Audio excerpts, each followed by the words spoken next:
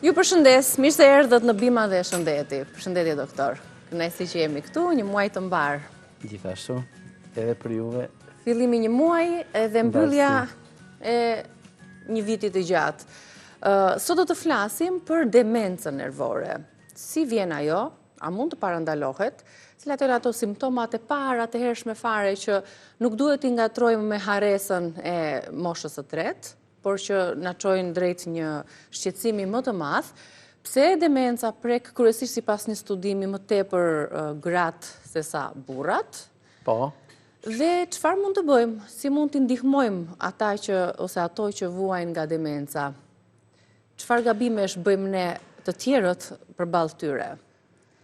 Gabimi i parë është kjo, kur njerëzit i drejtohen personit të cilit i është shfaqur demenca dhe i thot nuk më njeh mua, nuk më mban mend.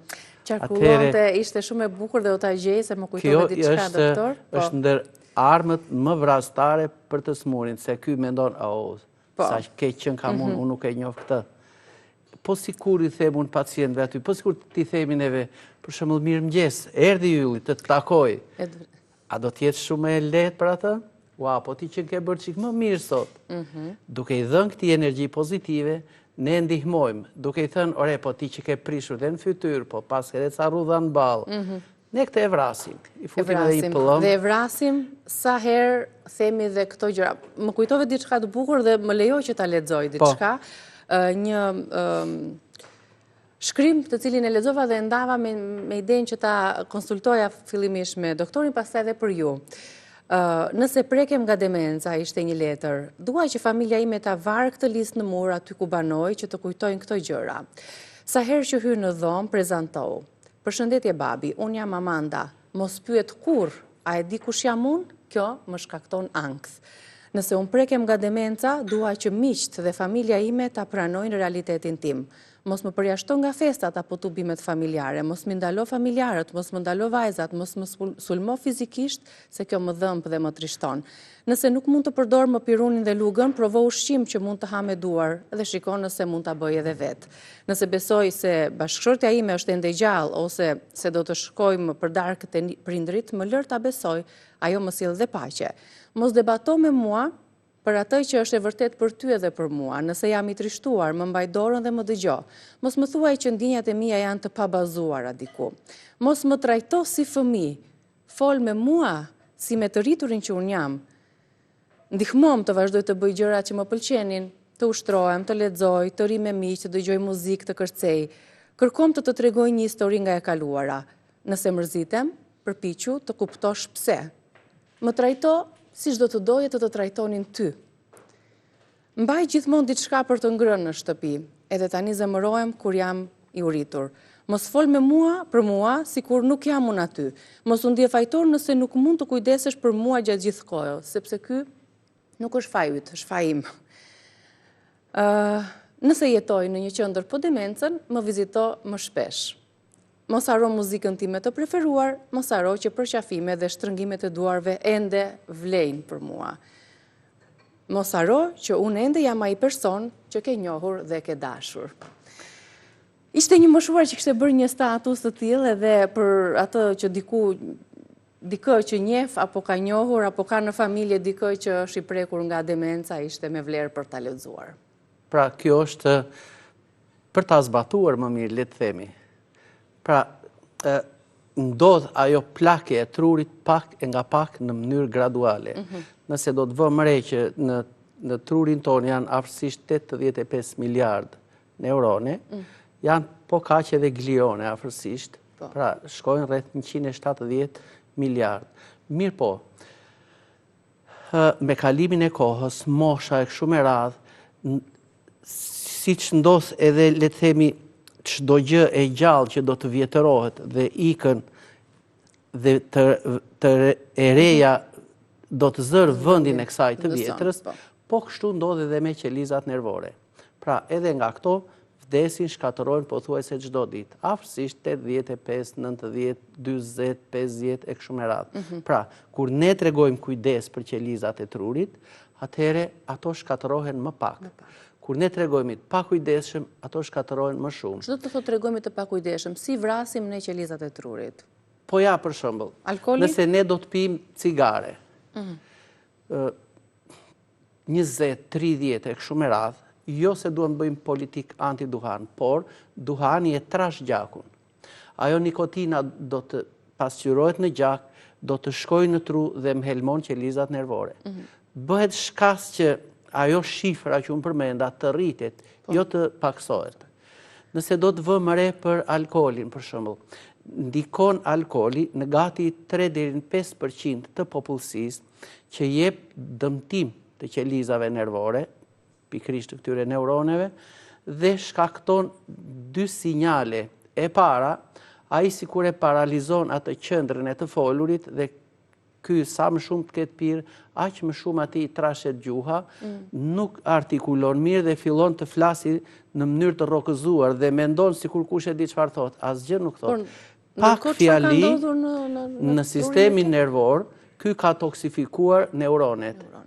Dhe qendra e të folurit dhe qendra e kujtesës nuk harrin që të bashkërendojnë atë veprimtarin me njëra tjetrën. Këto sikur hemisferi i majt me të djathtin funksionojnë si pasqyra me njëra tjetrën. Kjo është ajo trullose që themi ne kur konsumojmë një gotë? Këtia i ka ndodhur kjo gjë, për shembull, po ka njerëz që mund të turulloset edhe me gotë, për shembull.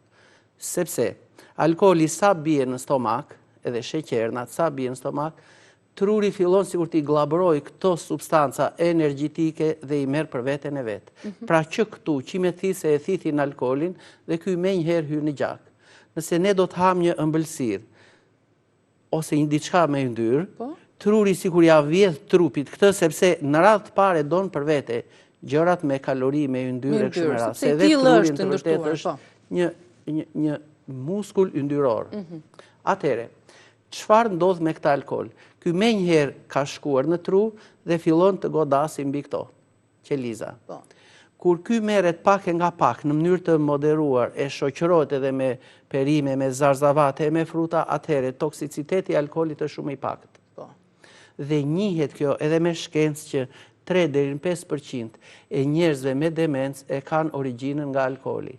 Ndërsa njëja alkoolizuar në çast njihet kështu, nuk rrokëzon mirë, i ka humbur ajo qendra e ekuilibrit, ai nuk mban dot ekuilibrin, nuk mund të ecë në një vit të drejtë, po ecën sa majtas djathtas, mundet që edhe të rrëzohet, por përsëri ato qelizat e tjera të trurit i japin komandët që ky të ngrihet, por ndoshta mund të jetë i pavullnetshëm. Pra cigaria, alkooli, tjetër është genetike, demenca, të tjerë faktorë që ndikojnë? Mundet të jetë genetike, mundet, por shiko, ekziston me të vërtet kjo apolipoproteina E4 e cila mund të ketë lidhje me trashëgimin gjenetike. Por nëse personi, pra nipi ose mbesa, ose djali ose vajza i atij personi që ka qenë me demencë nervore, ose dhe me Alzheimer, po demenca është në një kuptim më të gjerë se sa Alzheimer, si thua është një ombrell që i mbulon të gjitha këto demenca, atëherë ne vëmë re këtë gjë. Do ta quajmë që një person që ka demencë, që ka tendencë të pi alkool, që ka tendencë të ketë prishur balancën e sheqerit në organizëm dhe që ka kolesterolin e lartë, atëherë ky është një grup njerëzish të cilët kanë atë që të ngjitin, pra e kanë rrugën si të hapur, si thua, që të shkojnë drejt, janë të predispozuar për të shkuar tek kjo ulja e funksionit të veprimtarisë nervore.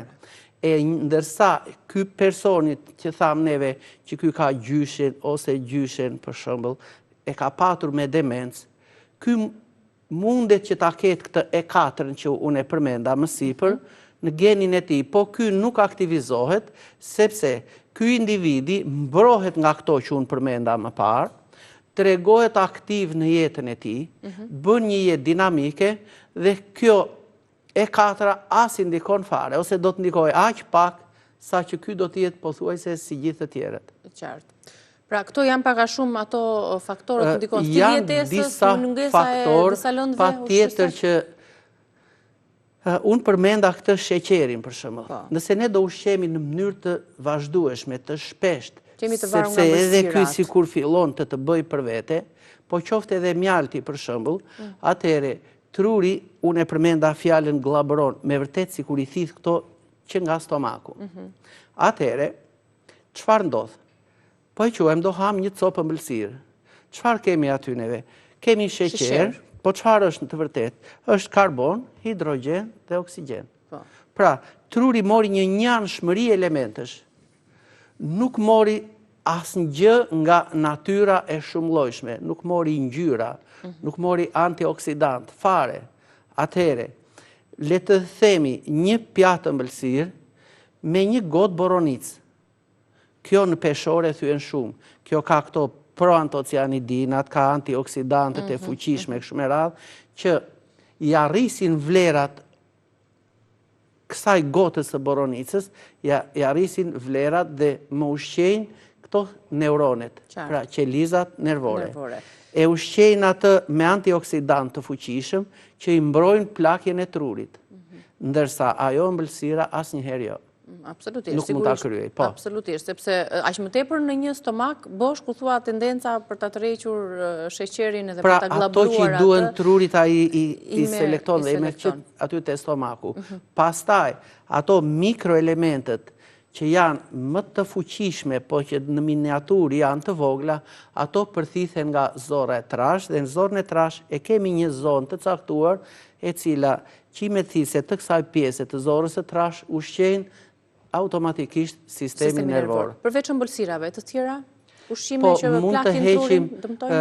Mund të shiko, plakja e trurit ndodh, le të themi, edhe nga telefoni. Ne bëjmë trurin parazit, merremi gjithmonë dhe gjithë, shiko, gjërësia jone të parit mblidhet në një ekran shumë të vogël. Po ja mund të themi 40 cm².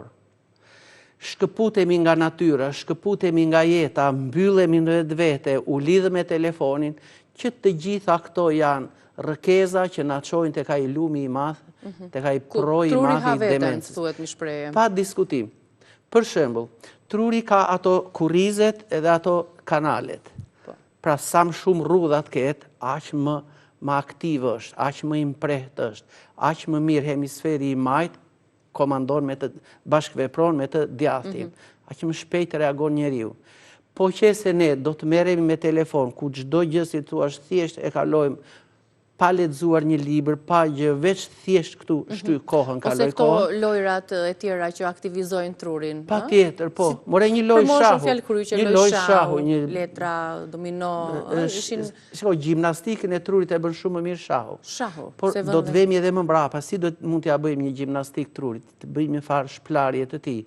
Pra, le të themi kështu, këto që ne duam të bëjmë, pra, një jetë aktive, jo jetë sedentare, një jetë të ushqeheshme shumë llojshmëri perimesh, jo me një anshmëri, të mos jemi anemik, sepse nesër një anemi, një ulje e këtyre vlerave në gjak, pa diskutim, do të më ushqej shumë pak një sistem nervor. Dhe ky do të jetë i uritur, si thua, nga dita në ditë, do të jetë i uritur. Dhe i them unë, për shembull, kur më vijnë njerëz aty, nëse do të kemi një bebe të vogël, 5 muajsh, ku mamaja nuk i jep të pi, çfarë bën? Do të qaj. Qartë, atë armë ka, ai vetëm me atë të poshtron. Dhe ti do ja plotësosh atë dëshirë, do t'i japësh të pi. Po një tru që nuk merr oksigjen, nuk merr gjak, kur ky mbetet i uritur nga dita në ditë, çfarë do të bëj? Qan, po nuk e dëgjon njeri. Edhe vet ai njeriu që e ka trurin aty në kokë, madje mendja që nuk e kupton. Ose thot më dhëm koka, më është mpir një pjesë e kokës. Po sikur më rri koka e nxehtë, sikur më rri koka e ftohtë. Që të gjitha këto janë shenja që truri i këtij personi nuk ushqehet mirë me gjak. Qarkullimi i gjakut në kokë ka pengesa, ka ndalesa, se ku aty brenda në arterie. Por çelësi i parë që duhet na vej mendja është kjo, pjesa e cervikales. Të gjithë rrim të krrusur kështu gjatë ditës, dhe harrojmë që në darkë ose gjatë ditës t'i japim një shkrifërim krafe, dhe sikur t'i bëjmë një masazh të pjesës cervikale, që kjo të mos më krruset kështu si u themun, mateni sa pingultin tek muri, mateni sa gishta është qafa jote larg murit, është 4 gishta, është 5, është shumë, ngjishe mjekrën, pra, sigur do them, po, por kokat e kësi këshu, po. Atere, a erdi pjesa mbrapa rafshe drejt, ka plot që ju qëndron 3-4 gishta larg. Pra, këtë gjë po e sqarojmë për të treguar që mungesa e oksigjenit përmes problemit me cervikalen do të është një shkaktar që mund të preki 20-25% të njerëzve me demencë. Dhe ndoshta ata nuk e dinë për shembull, po shiko, pak qafa është trëmbër, se ka edhe një demencë e cila është e gërshetuar ose si thuash e përzier, jo e një anshme, për shembull, jo vetëm Alzheimer, jo vetëm nga diabeti, jo vetëm nga kolesteroli, jo vetëm nga ndonjë shkaktar tjetër, por një e përzier që do të thotë pak na ndikon mos furnizimi i mirë me gjakun. Pak na ndikon për shembull pirja e cigares, pak diabeti, pak një anshmëria në ushqime, një anemi e theksuar e kështu me radhë, janë që të gjitha rëkeza që çojnë ujin tek demenca. Përqindjet tregojnë që gratë janë më shumë të prekura nga demenca. Kjo është e vërtetë? Është e vërtetë, po. Sepse, shiko, organizmi, kur mirë funksionon, do nënkuptojmë që mirë funksionojnë edhe raportet hormonale të organizmit. Dhe një hormon estrogeni, i cili ndodhet edhe tek meshkujt, edhe tek femrat, tek femrat është i predispozuar që të jetë në nivel më të ulët se tek mashkulli. Ashtu si edhe testosteroni, që është më i lartë tek meshkujt se sa tek femrat. Atëhere, kur ky ulet, kur këto nivele hormonale ulen më shumë se norma, atëhere detyrimisht do të ma japin atë efektin e saj dëmtues në organizëm, që do të thotë, po do më ndikoj në uljen e efektivitetit të veprimtarisë së sistemit nervor. Pra truri kryen procese shumë shpejt edhe në fraksione të sekondës. Më kupton, nëse ai e parandjen një rrezik, trupi e reagon shumë shpejt. Nëse unë prek një gjë të nxehtë, komanda u dha dhe unë muskulit të hiqet mbrapsh. Pra, ulja e estrogenit tek femra ndikon automatikisht në... Kjo është dhe një nga arsyet që të kalojmë tani tek simptomat, meqense më fluturojnë minuta dhe dua t'i tregojmë të gjitha. Si e kuptojmë ne që jemi në prag demence, një prag të këtyre problemeve trurit? Po, ja, për shembull, një çift i të moshuar, se është mosha e para që ndikon, për shembull. Po ne po vëmë re edhe tek disa moshat më të reja, dhe kur e pyes për shembull sa cigare pije kështu, 3 paketa. Pa le pastaj, kur kjo është femër dhe pi 2 paketa, kur kjo estrogenin e ka edhe më të ulët, plus i futim dhe këtë... Që e ka nga organizmi vetë, fiziologjik estrogenin. Atëhere, shiko, ne dashur pa dashur ushqejmë këtë demencën, që çfarë është në të vërtetë? Ulje e funksioneve të veprimtarisë të trurit. Si fillojnë? Kjo është, atëhere. Po ja, për shembull, dolli ky çifti dhe thotë, unë e harrova, e mbylla sobën apo jo? Ajo e ka mbyllur Çelsa. Ose njëri, për shembull, kërkonte syzat, syzat i kishte vendos te koka këtë. Kërkonte syzat, kur i ran ato se kërkoi poshtë, kur ran nga koka, ai pas kanë marrë këtu. Ose, për shembull... Ne duhet të trëmbemi se këto ndodhe dhe të rinjve, po themi ndoshta nga ngarkesa dhe... Kërkon stilolapsin, për shembull, kërkon edhe një flet për të shkruar një mendim. Sa i gjeti këto e harroi... Harroi mendimin. Miku bishti i fillit, thot çfarë do shkruaja. Pra, këto si thua janë shenjat e para. Pastaj, vemi tek... Shikoj, janë shumë të rinj që i kanë këto shenja. Pse harrova këto ku e lash? Kjo duhet të na trondis, duhet të na friksoj se të rinj... Edhe një shkaktar i këtyre demencave janë edhe këto smundjet infektive. Nuk flasi më për HIV-in, për shembull, ose për meningjitin e me radhë. Por edhe këto, për shembull, viruset e gripit, edhe ndoshta medikamentet e shumta që mund të marrë njeriu, ndikojnë në uljen e funksionit veprimtarisë së trurit. Atëhere, ne themi harresa dhe shiko, erdhëm si thua në preherin e Alzheimerit. Pra, po harruam emrat, po harruam ndonjë punë që e kemi bërë, po se fiksojmë, pra, ngjarje të sa po kaluara. Këto mund të themi që janë Ngjarje që janë jo të dëshkuarës, po flasim për ngjarje që janë shumë afër. Një punë që e bëm sot, për shembull. Ore s'mban mend çfarë hëngra në mëngjes. Për shembull, e harroj.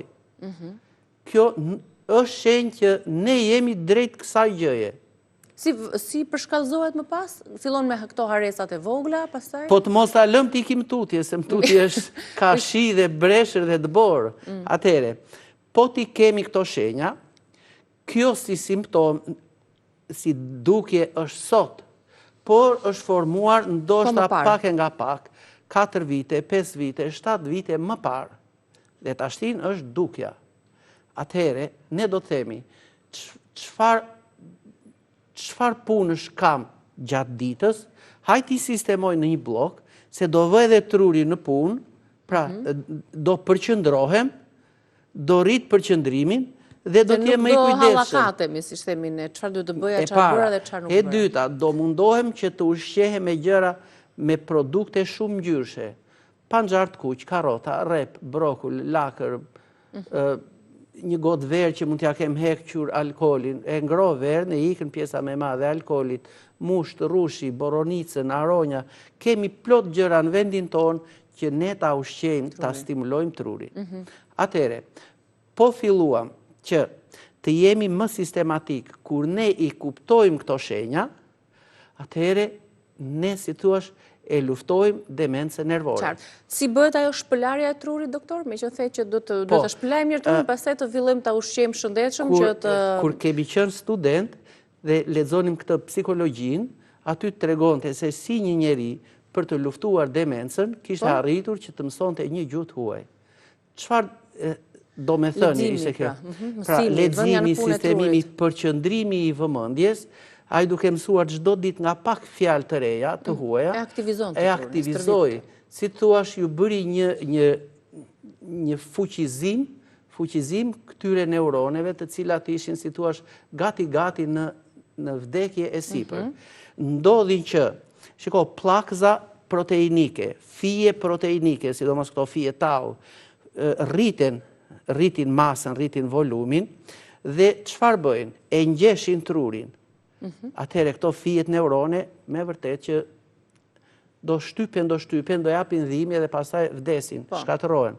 Por, po u treguam ne të kujdesshëm që jo vetëm këto pllakzat proteinike që formohen në sistemin nervor, por edhe këto proteinat levi që edhe këto fillojnë të rriten, të zmadhohen, atëherë çfarë bëjmë neve me këtë gjë? Bëjmë të kundërtë, nuk e lëm trurin që të më mbushet me këto njollat e bardha, proteinike, por të shkatërohen ato, t'i dobësojmë. Po si mund ta bëjmë këtë gjë? Për shembull, një njeri që është marrë me fiskulturë dhe kështu, ai është muskuloz. Po e lëshoj veten, fijet muskulore s'quhen. Po kështu ndodh edhe me trurin. Ne po ta lëm, ai detyrimisht do të degradojë. Po si mund ta rizgjojmë, si të bëjmë që të mos më vdesin 90.000 në ditë, po 50, 30, 40. Për t'i mbajtur ato aktive, tregojmë pas publicitetit formulat, se duhet të kalojmë dhe në reklama dhe t'i shënojmë më njëherë pas rikthimit të tyre.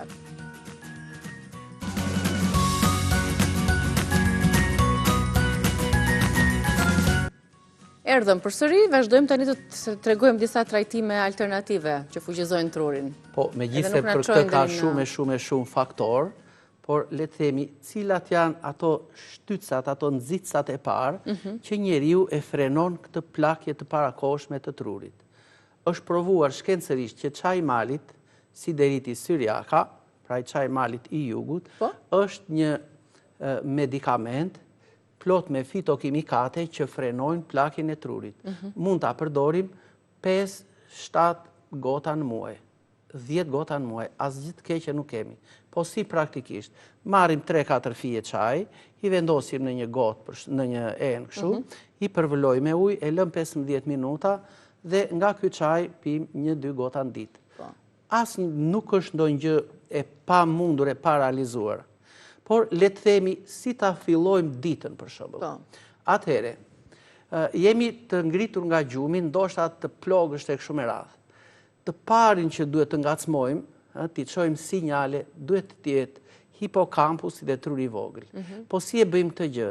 Nëpërmjet receptorëve nervor që kemi në shputën e këmbës. Pra, praktikisht, ose marrim dhe bëjmë një kështu, është një pajisje që mund të lëvizim ne te këmbët, gati 1-2 minuta, ose si që kam këmbën... për shembull, në rastin, apo është... Jo, ai është i lëmuar.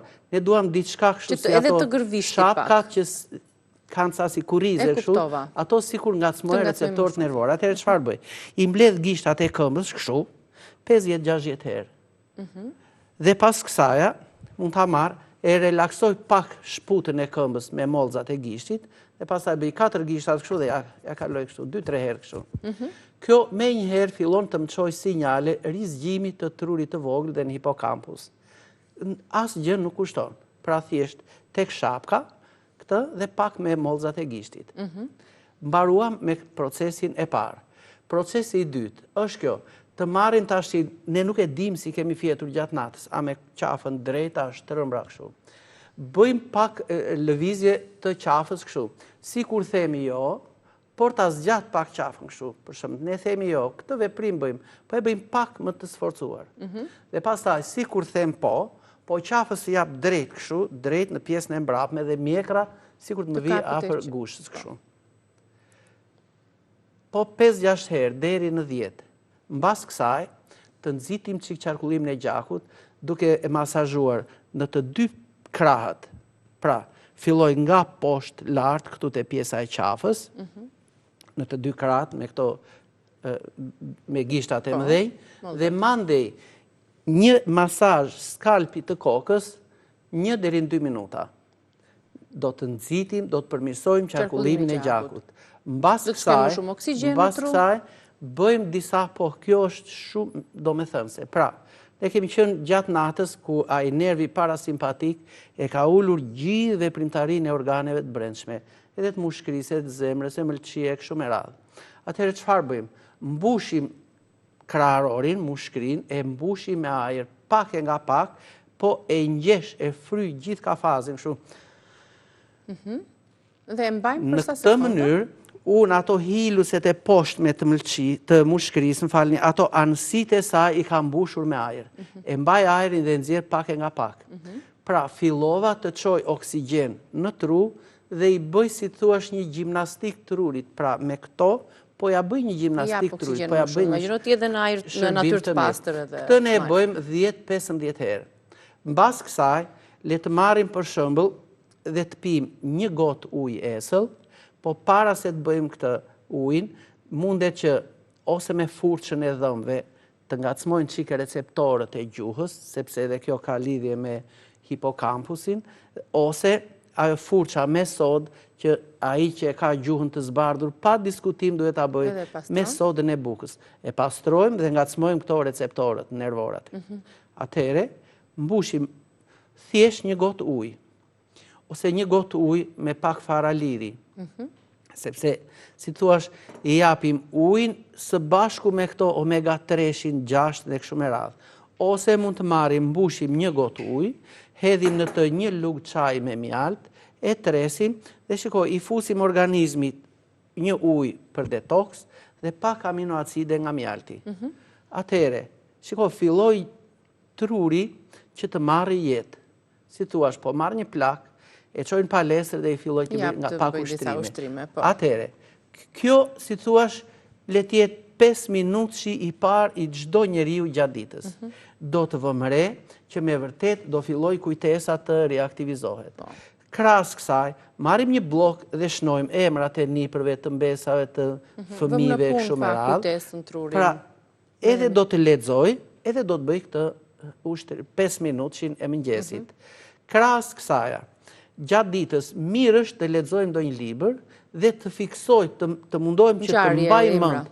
Pra, duke përqendruar sistemi nervor, nuk e lëmë unë atë të hallakatet kështu, edhe ai të mos di se ku është. Qartë. Një çaj që neve mund ta bëjmë. Atëherë ne kemi sjell plot bim aty.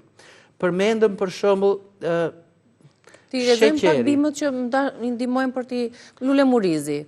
Përmirëson qarkullimin e gjakut dhe ushqen trurin plus acide triterpenike që ndodhen këtu luftojnë ato plakëzat që neve përmendëm, ose fijet proteinike që mbushin atë hapësirën e bardhë. Qartë. Atëherë, kemi gingo biloba. Kjo është qetësues nervor, por është njëkohësisht edhe përmirësues i qarkullimit të gjakut në kokë.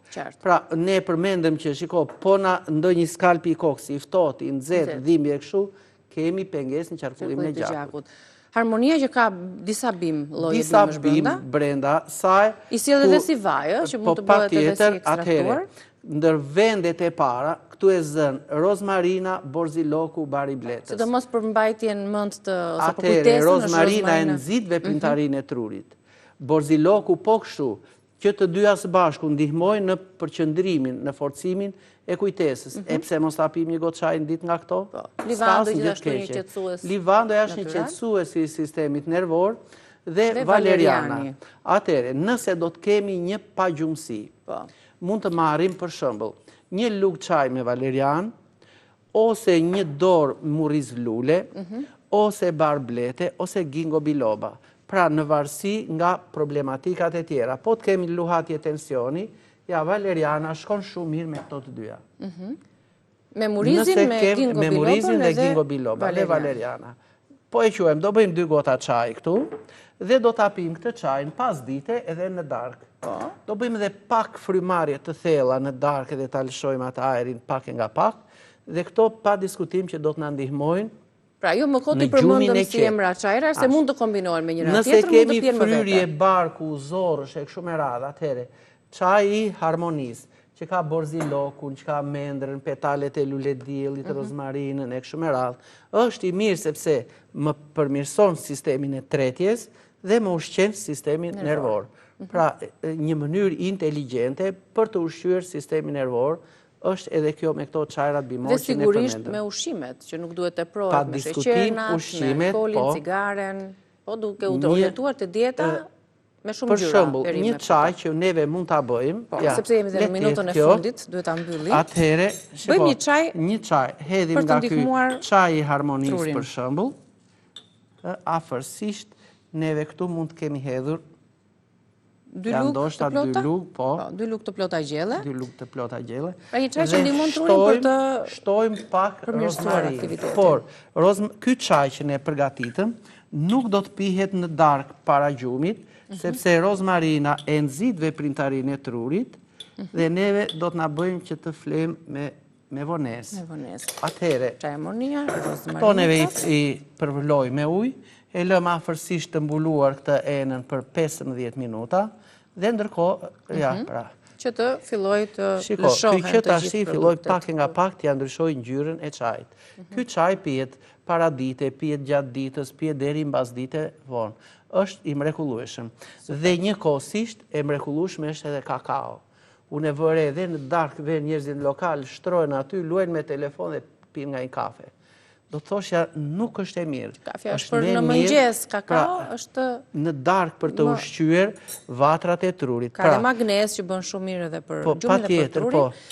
Atëherë, pra, kjo është një çaj, është gati një herë, kullohet pas 15 minutash dhe pihet gjatë ditës. Një çaj i mrekullueshëm. Mirë, doktor, faleminderit. Duhet të ketë patjetër edhe shumë kombinime të tjera për këtë temë që është kaq e gjerë. Shpresoj që të kemi ndihmuar sadopak edhe me këshillat edhe me këto kombinimet e çajrave. Tu uroj javë të mbar, doktor. Shihemi të hënën e ardhshme me një tjetër tematik për shikuesit tan. Ju përshëndes, shihemi nesër.